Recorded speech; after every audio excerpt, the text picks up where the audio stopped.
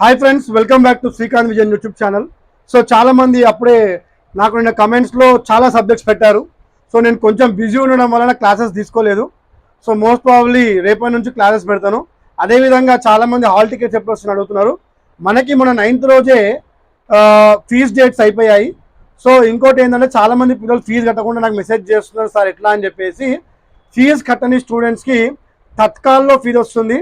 So Tatkal ఏంటంటే 1000 రూపాయల fine ఉంటుంది.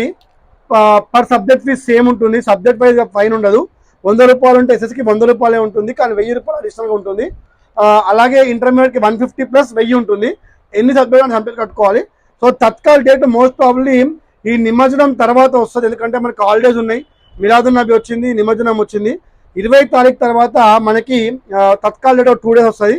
మోస్ట్ ప్రాబబ్లీ మేము ఎక్స్పెక్ట్ చేసేది ఏంటంటే 28 తారీఖు తర్వాత 28th సెప్టెంబర్ తర్వాత షెడ్యూల్తో పాటు హాల్ టికెట్లు వస్తాయి.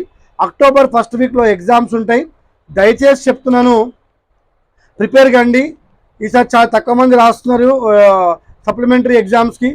సో ఎగ్జామ్స్కి ప్రిపేర్ కండి. నేను కూడా రేపటి నుంచి మోడల్ పేపర్స్ అలాగే ఇంపార్టెంట్ క్వశ్చన్స్ పెడతాను సబ్జెక్ట్ వైజ్గా. చాలామంది నాకు పొలిటికల్ సైన్స్ గురించి అడిగినారు, అలాగే ఎకనామిక్స్ గురించి అడిగారు, ఇంటర్మీడియట్ తెలుగు గురించి అడిగారు, అలాగే 10th లో మ్యాథమెటిక్స్ గురించి అడిగినారు.